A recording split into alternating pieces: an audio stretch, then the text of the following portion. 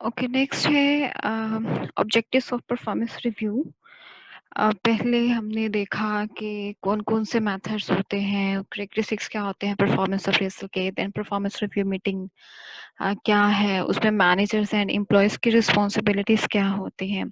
अब हमने देखना है कि परफॉर्मेंस रिव्यू के ऑब्जेक्टिव्स क्या होते हैं, कौन-कौन से बेसिकली किन चीज़ों को ऑब्जेक्टिव बनाया जाता है, किन चीज़ों पे ज़्यादा फोकस किया जाता है, पर्पस क्या होता है परफॉर्मेंस रिव्यू मीटिंग्स का। तो पहला है जी प्लानिंग।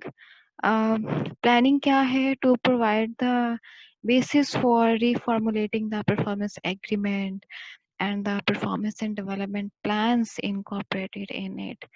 परफॉर्मेंस रिव्यू मीटिंग का एक ऑब्जेक्टिव है प्लान करना। मीन्स जो एक साल जो गुजर चुका है उसकी परफॉर्मेंस को रिव्यू किया। परफॉर्मेंस रिव्यू करने के बाद आने वाले साल के लिए या जो अगला साल है उसके लिए प्लानिंग करना, ऑब्जेक्टिव्स को सेट करना, गोल्स को सेट करना, देन आपके जो डेवलपमेंटल प्लान्स हैं उनको सेट करना, उनको डिज़ाइन उनके लिए प्लानिंग करना, मैनेजर एंड एम्प्लॉय दोनों मिलके करते हैं। So this is a planning phase कि जो आने वाला साल है उसके लिए एक एग्रीमेंट कर लेना, हमारे ऑब्जेक्टिव्स क्या होंगे, गोल्स क्या होंगे, उन्हें अचीव कैसे करना है। This is a planning phase. Then next आता है जी मोटिवेशन।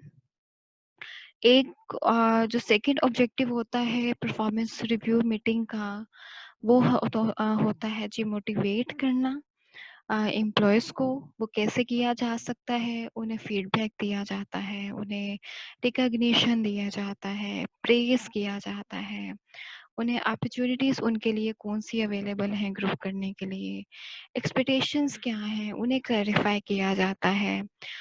उन्हें लर्निंग एंड डेवलपमेंट क्या होगा उनके लिए, प्रोग्राम्स क्या होंगे, देन उन्हें एम्प्लॉयज़ को एम्पावर किया जाता है, उन्हें एनकरेज किया जाता है एम्पावरमेंट के थ्रू कि वो अपनी खुद परफॉर्मेंस को कंट्रोल करें। मैनेजर ने तो परफॉर्मेंस को रिव्यू करना ही है, असेस करना ही है, साथ-साथ जो एम्प्लॉयज़ हैं वो भी सेल्फ एवैल्यूएशन भी करें अपनी परफॉर्मेंस की।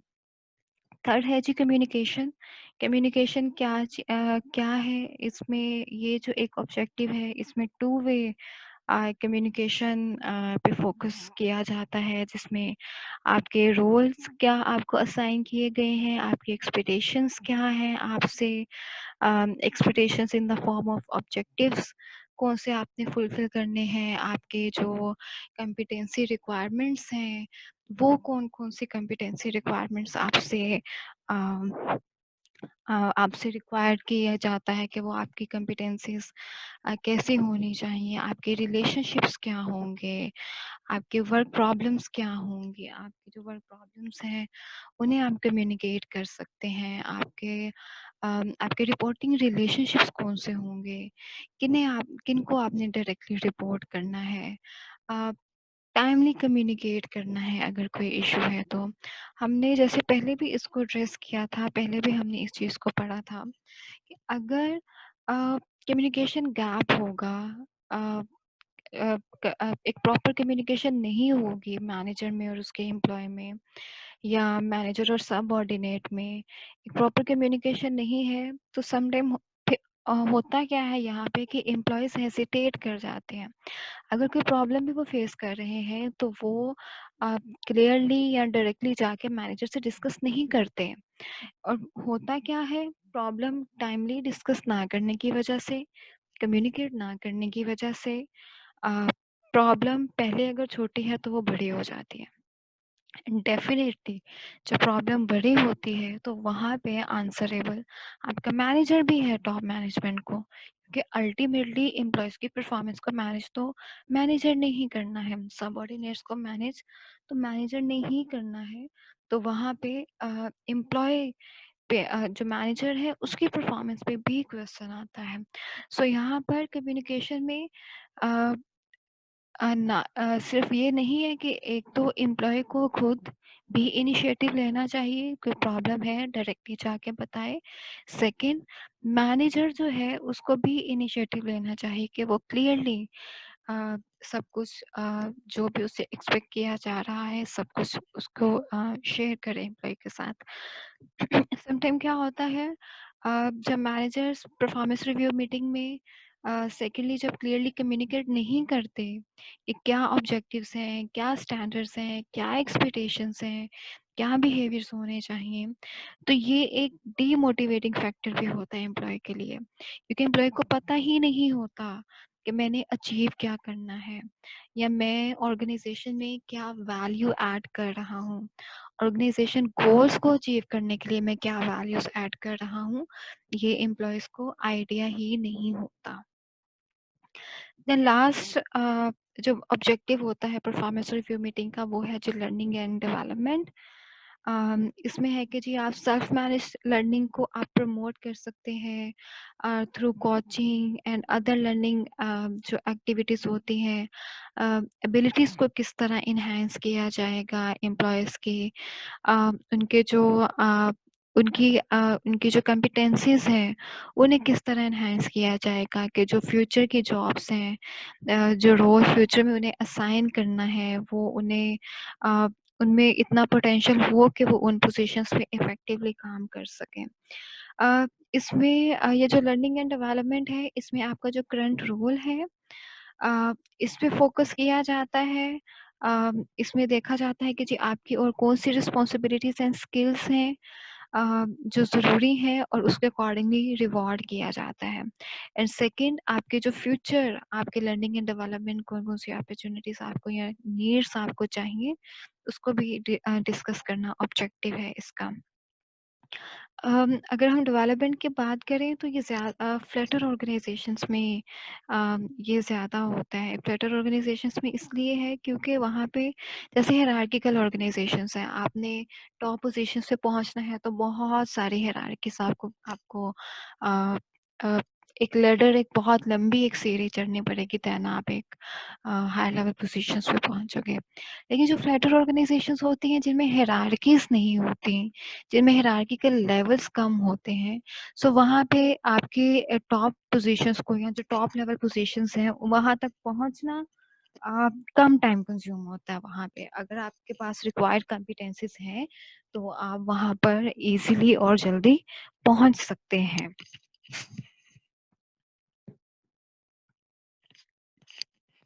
नेक्स्ट है जी क्राइटेरियाज कौन कौन से होते हैं परफॉर्मेंस असेसमेंट के। परफॉर्मेंस को असेस करने के लिए कौन कौन से ऐसे क्राइटेरियाज हैं जिनकी बेस पे हम इनको परफॉर्मेंस को असेस कर सकते हैं। तो पहला है जी achievements in relation to objectives. हमने परफॉर्मेंस को असेस करना है तो किस क्राइटेरिया के बेस पे, सबसे पहला कि ऑब्जेक्टिव्स को किस हद तक अचीव किया है। Second, the level of knowledge skills possessed and applied. आपकी जो जो नॉलेज एंड स्किल्स आपने अप्लाई की हैं आपने इस प्रीवियस जॉब में वो किस हद तक आपने की है।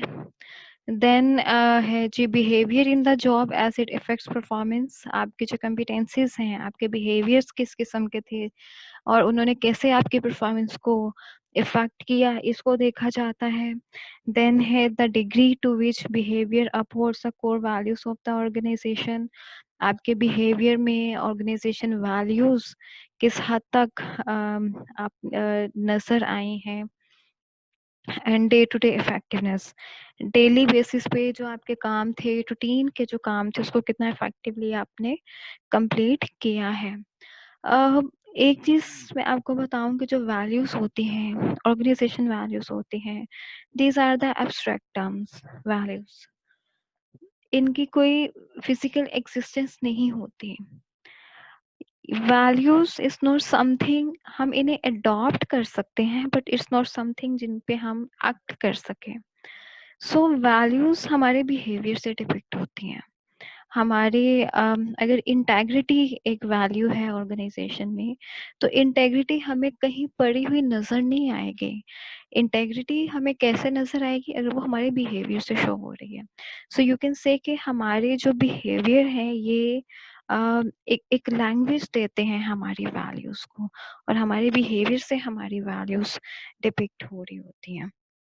सो इसलिए बिहेवियर्स को भी जज करना, असेस करना ज़रूरी है, सो दैट हम ये देख सकें कि जो ऑर्गेनाइजेशन कोर वैल्यूज़ हैं वो एम्प्लॉयज़ ने किस हद तक डिपिक्ट की हैं। एनीवेज़ ये जो क्राइटेरियाज़ हैं ये सिर्फ यहाँ तक ही लिमिटेड नहीं है, बल्कि बहुत सारे और भी इसमें ऐड किए जा सकते हैं, जो आपके की टास्क होते हैं अकॉर्डिंग टू द जॉब, जो की ऑब्जेक्टिव्स एंड गोल्स होते हैं उसके अकॉर्डिंगली इनको दिया ऐड किया जा सकता है। लेकिन इसमें आपका फोकस सिर्फ टास्क या गोल्स एंड ऑब्जेक्टिव्स पे नहीं रहना चाहिए, बल्कि इक्वली आपके बिहेवियर्स पे भी फोकस होना चाहिए, जो जो आपको हेल्प आउट करते हैं आपके रिजल्ट्स अचीव करने में।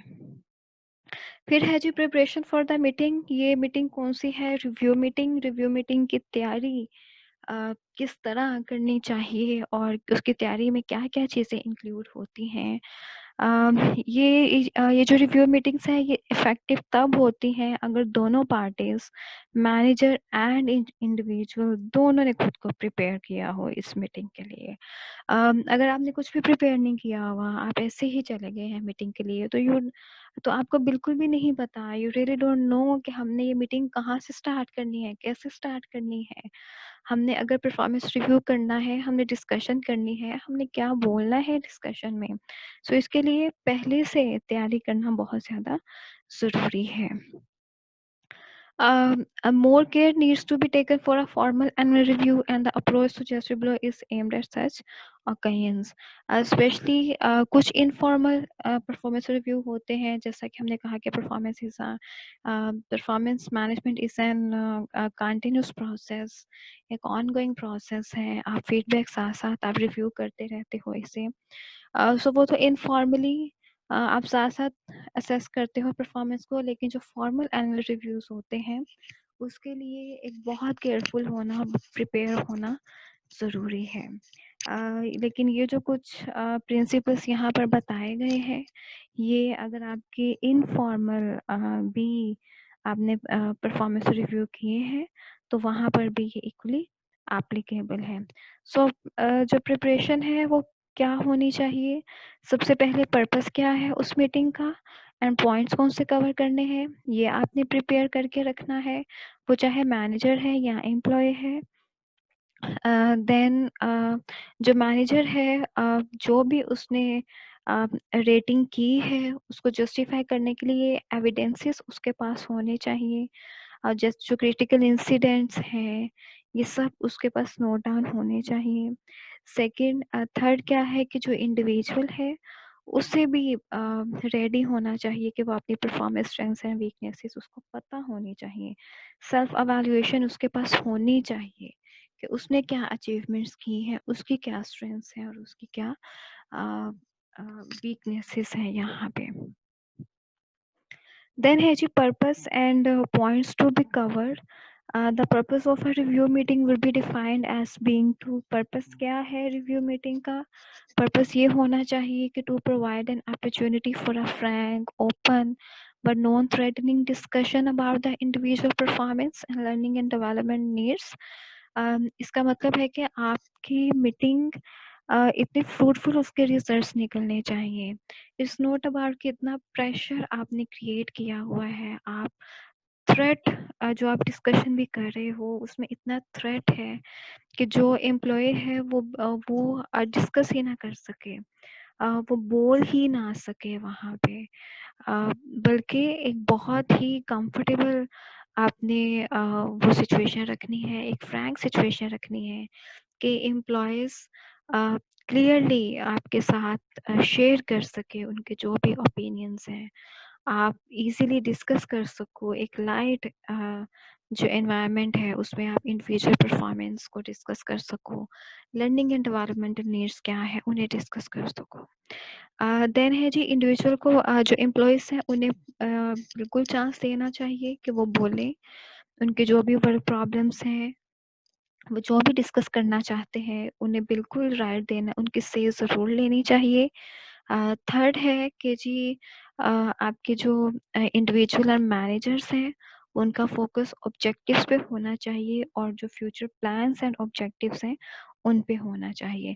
परफॉर्मेंस रिव्यू मीटिंग का ये बिल्कुल भी पर्पस नहीं है कि आप सिर्फ जो करंट ईयर की या पास्ट ईयर की जिसकी परफॉर्मेंस को आप रिव्यू कर रहे हो सिर्फ उसी पे ही आप डिस्कशन करके ख़त्म कर दो, बल्कि ये फ्यूचर ओरिएंटेड अप्रोच होनी चाहिए यहाँ पे। देन है जी रिव्यू मीटिंग में किन चीज़ों का करना ज़रूरी है, कौन से पॉइंट्स हैं जिनका कवर होना ज़रूरी है। तो वो है जी, सबसे पहले आप डिस्कस करें अचीवमेंट्स को इन relation to objectives and performance and developmental plans जो एम्प्लॉय ने अचीव किया है पिछले साल, ऑब्जेक्टिव्स किस हद तक अचीव किए हैं उन्हें डिस्कस करें। देन आप उनकी कॉम्पिटेंसीज को बात करें उस पे, जो भी कॉम्पिटेंसीज हैं, जो उस जिस रोल को इंडिविजुअल ने जिस रोल पे परफॉर्म किया है उस जॉब को परफॉर्म करने के लिए जो भी कॉम्पिटेंसीज हैं उन्हें आप असेस करें कि क्या वो लेवल ऑफ कॉम्पिटेंसी अचीव किया है या नहीं किया। देन फिर आप इस चीज़ को डिस्कस करें कि क्या जो इंडिविजुअल का बिहेवियर था वो ऑर्गेनाइजेशन कोर वैल्यूज़ के अकॉर्डिंग था या नहीं था। देन जो प्रॉब्लम्स हैं, अगर आपके एग्रीड ऑब्जेक्टिव्स या परफॉर्मेंस स्टैंडर्ड्स अचीव नहीं हुए तो उन्हें अचीव ना करने की रीजंस क्या हैं, प्रॉब्लम्स क्या हैं, उसको आइडेंटिफाई करें। देन उन प्रॉब्लम्स की रीजंस क्या हैं, कॉजेस, पहले प्रॉब्लम आइडेंटिफाई करनी है फिर उसके कॉजेस क्या है उसको आपने आइडेंटिफाई करना है। और वो जो प्रॉब्लम्स हैं वो यहाँ पे आपने जो इंडिविजुअल्स के कंट्रोल में चीज़ें हैं, फैक्टर्स, उन्हें भी डिस्कस करना है और वो फैक्टर्स जो इंडिविजुअल के कंट्रोल में नहीं है आपने उनको भी आइडेंटिफाई करना है। देन आप डिस्कस कर सकते हैं कोई दूसरी प्रॉब्लम जो कि काम ड्यूरिंग वर्क फेस की गई है या इंडिविजुअल रिलेशनशिप उसके कोलीग्स या मैनेजर्स या सबऑर्डिनेट्स के साथ अगर अच्छे नहीं हैं तो इन्हें डिस्कस किया जा सकता है। देन आप उसमें डिस्कस करते हो कि उन प्रॉब्लम्स को रिजॉल्व करने के लिए हम एक्शंस कौन से लेंगे। देन किया जाता है कि जी आपके एग्री किया जाता है कि आपकी जो रोल प्रोफाइल है, आपकी रिजल्ट एरियाज हैं या कम्पिटेंसी रिक्वायरमेंट्स हैं, आपके नॉलेज स्किल्स एंड एबिलिटीज़ हैं, अगर उनमें किसी किस्म के चेंज की ज़रूरत है उसको आइडेंटिफाई किया जाता है, डिस्कस किया जाता है। देन जो परफॉर्मेंस स्टैंडर्ड्स हैं, आपके गोल्स एंड ऑब्जेक्टिव्स हैं, उन्हें रिव्यू किया जाता है और अगर रिवाइज करने की ज़रूरत है तो रिवाइज किया जाता है। देन आप उसमें पर्सनल डेवलपमेंटल प्लान्स को इनकॉर्पोरेट करते हो सेल्फ मैनेज लर्निंग के लिए। आपके डेवलपमेंटल प्लान्स क्या होंगे, जैसे कोचिंग है, मेंटोरिंग है, ट्रेनिंग किस किस्म की प्रोवाइड करनी है। और देन फिर आप नेक्स्ट ईयर के लिए जो परफॉर्मेंस प्लान है वो आप पूरा एक बनाते हो जिसे हम परफॉर्मेंस एग्रीमेंट भी कहते हैं। फिर है जी प्रिपरेशन बाय मैनेजर्स। ये तो थी एक ओवरऑल प्रिपरेशंस, हम कैसे इस मीटिंग को स्टार्ट कर सकते हैं और कैसे स्टार्ट करना चाहिए। नेक्स्ट है जी preparation by the managers. Managers ये रिव्यू मीटिंग के लिए मैनेजर्स को किस किस्म की तैयारियों की ज़रूरत है, किस किस्म के प्रिपरेशंस मैनेजर्स कर सकते हैं सो दैट सक्सेसफुली ये जो रिव्यू मीटिंग है इसको कंडक्ट किया जा सके। तो मैनेजर की रिस्पॉन्सिबिलिटी क्या है, मैनेजर की रिस्पॉन्सिबिलिटी ये है कि जी सबसे पहले वो इनिशिएट करें ये जो फॉर्मल रिव्यू मीटिंग है, इंडिविजुअल को 2 हफ्ते या 2-3 हफ्ते पहले बताएं डेट एंड टाइम कि इस दिन आपकी मीटिंग होने जा रही है और इस जगह पे आपकी मीटिंग होगी। देन जो मैनेजर है वो इंडिविजुअल के साथ डिस्कस करे उस मीटिंग का पर्पस क्या होगा और कौन से पॉइंट्स कवर किए जाएंगे। देन मैनेजर की रिस्पॉन्सिबिलिटी है कि उसको उसके जो ऑब्जेक्टिव स्टैंडर्ड्स कॉम्पिटेंसी रिक्वायरमेंट्स हैं और जो लास्ट रिव्यू में जो भी प्लान्स जो एग्रीमेंट किए गए थे, परफॉर्मेंस एग्रीमेंट्स किए गए थे, ये ये मैनेजर के पास होने चाहिए, मैनेजर के पास ये रिकॉर्ड में होना चाहिए। फिर उसकी जो अचीवमेंट्स हैं उन्हें असेस करना चाहिए, जो परफॉर्मेंस मेजर्स उसने यूज़ किए हैं उनके थ्रू।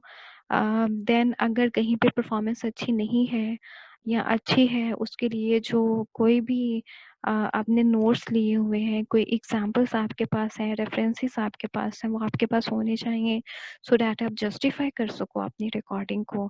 देन आपके जो इंटरनल ऑर्गेनाइजेशन, डिविजनल या डिपार्टमेंटल सर्कमस्टांसिस हैं जिनकी वजह से इफेक्ट आया है ऑब्जेक्टिव अचीवमेंट में, उस पर फोकस होना चाहिए। और जो एक्सटर्नल प्रेशर अगर है जिनकी वजह से डिजायर्ड आउटकम्स अचीव नहीं हो सके, ये डिटेल भी मैनेजर के पास होनी चाहिए।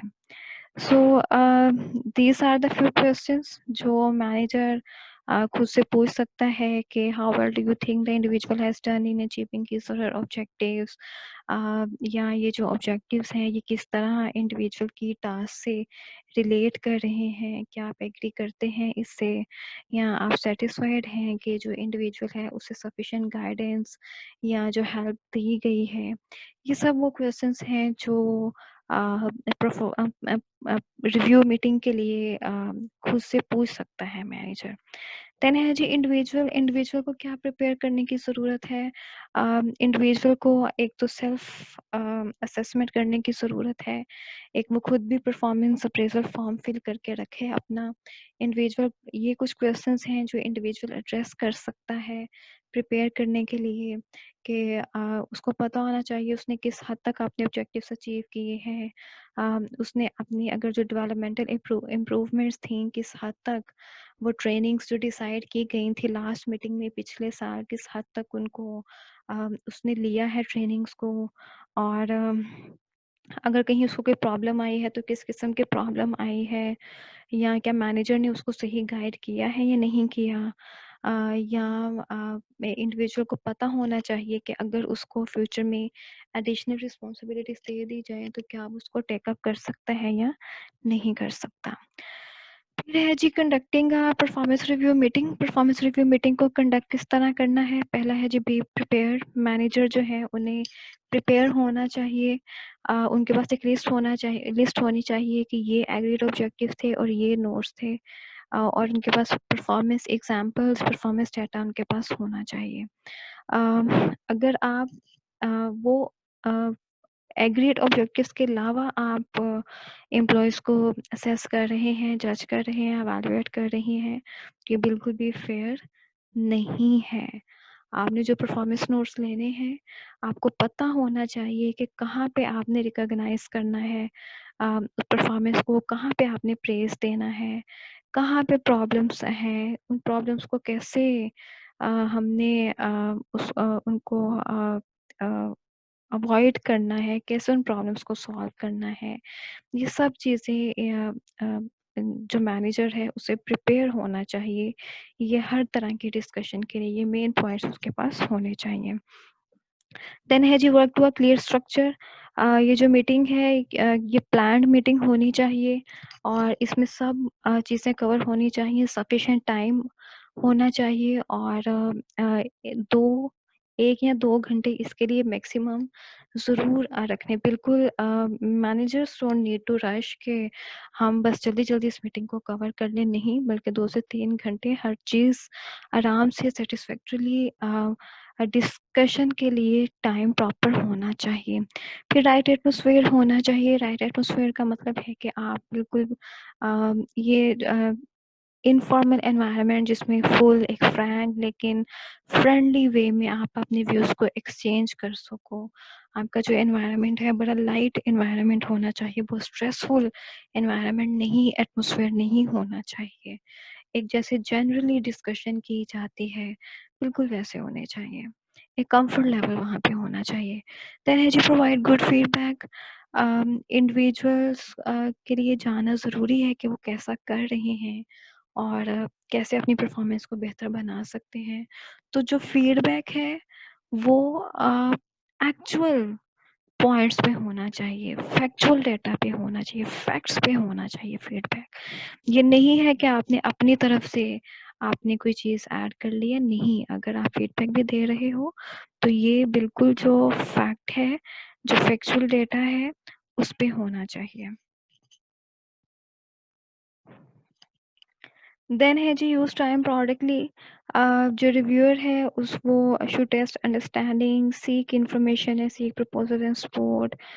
Time should be allowed for the individual to express his or her views fully and to respond to any comments made by the manager. So एक प्रॉपर टाइम होना चाहिए कि जो रिव्यूअर है वो भी अंडरस्टैंड कर सके, इंफॉर्मेशन ले सके. अगर कोई एम्प्लॉय कुछ ऐड करना चाहता है उसे बोलने का पूरा मौका दे. अगर कोई वो कमेंट करना चाहता है उसे बिल्कुल टाइम इतना होना चाहिए कि आप उसे भी सुन सकें. क्योंकि मीटिंग क्या है, meeting is like a dialogue. इसमें आप मैनेजर एंड एम्प्लॉय या जो इंटरेस्टेड पार्टीज इन्वॉल्व होती हैं, और इस मीटिंग का पर्पस यही होता है कि जो पॉजिटिव कंक्लूजन्स हैं उनको निकाला जा सके, जो सॉल्यूशंस हैं उन्हें आइडेंटिफाई किया जा सके. देन है जी यूज प्रेस. जहाँ पॉसिबल है मैनेजर को चाहिए कि जी वो जो स्पेसिफिक अचीवमेंट्स हैं उनके लिए वो प्रेस से स्टार्ट करे, लेकिन वो जो प्रेस है वो सिंसेयर होनी चाहिए. प्रेस का मकसद ये होना चाहिए, आप तारीफ भी कर रहे हैं, उसका मकसद encouragement होना चाहिए, appreciation होना चाहिए. फिर है जी let individuals do most of the task.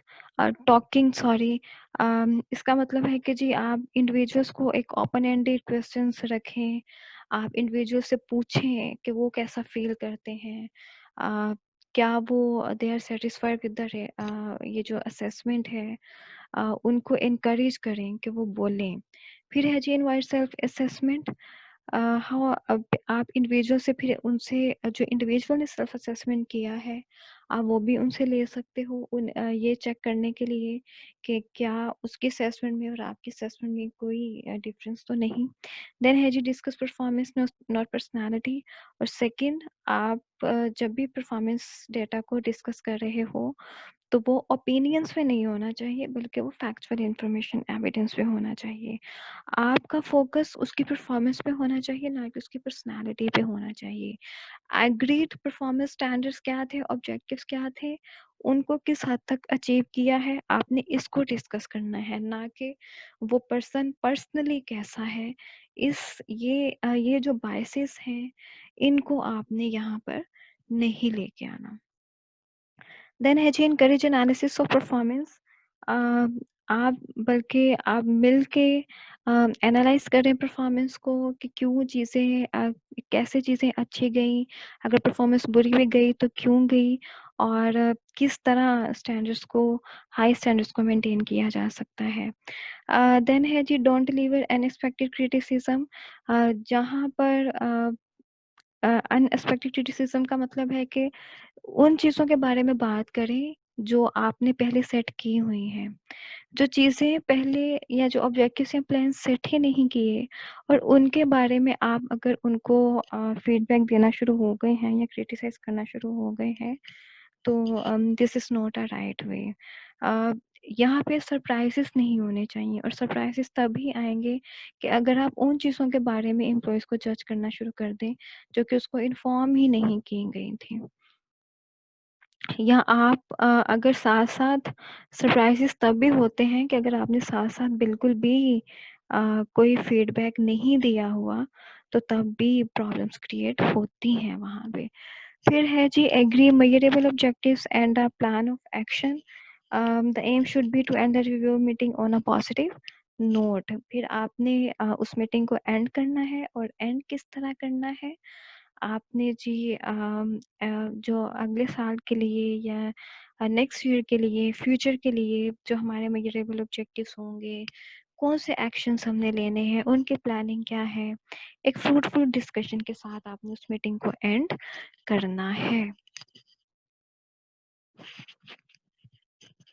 Then है जी performance review difficulties. Performance review में कौन कौन सी डिफिकल्टीज आती हैं. जो लाइन मैनेजर्स हैं, जैसे जो ट्रेडिशनल मेरिट वो जो रेटिंग सिस्टम होता है या परफॉर्मेंस अप्रेजल स्कीम्स होती हैं, उसमें क्या होता है, the annual appraisal meeting was the key event, in fact in most cases the only event in the system. Traditionally क्या होता है कि हम सिर्फ एक साल बाद एक सिर्फ परफॉर्मेंस अप्रेजल एक फॉर्मल एक्टिविटी होती है जिसकी बेस पे परफॉर्मेंस असेस कर ली जाती है। सो दैट्स अ रीज़न कि जो लाइन मैनेजर्स हैं उन्हें भी ये एक जो एक्टिविटी है जिसके कोई इतने फ्रूटफुल रिजल्ट्स नहीं होते, जिसका कोई खास पर्पस नहीं होता, ये उन्हें भी बड़ा बर्डन लगता है कि ये उन पे इम्पोज किया जा रहा है पर्सनल डिपार्टमेंट की वजह से, या उनकी नीड्स या जो उसको बिल्कुल भी ये कैटर नहीं करता। इसका सिर्फ पर्पस है कि आपने सिर्फ एक जो पर्सनल डेटाबेस है सिर्फ आपने उसको मेंटेन करना है। और ये क्यों होता है? समटाइम मैनेजर्स भी नहीं चाहते हैं कि हम जी बैठें अपने 2-3 घंटे वेस्ट करें सिर्फ जजमेंट में अपने सबऑर्डिनेट्स को, और हम बिल्कुल खुदा बने। सो इसी चीज़ को अवॉइड करने के लिए 3 तरह के सोर्सेस ऑफ डिफ़िकल्टी निकाले गए हैं माइकल बियर और रॉबर्ट ने। ये डिफ़िकल्टीज़ क्यों होती हैं? अगर आपके मैनेजर एंड इंडिविजुअल्स के रिलेशनशिप्स अगर आपके अच्छे नहीं हैं, तो फिर ये जो परफॉर्मेंस रिव्यू मीटिंग्स हैं ये बर्डन लगती हैं। अगर आप the manner and the skill with which the interview is conducted, if you don't have a proper manners and you don't have proper skills how to conduct this performance review meeting, तो अगर आपको समझ नहीं आ रही कि हमने कैसे interview करना है, हमने कैसे फीडबैक देना है, तो वहाँ पर भी फिर ये प्रॉब्लम्स आ जाती हैं।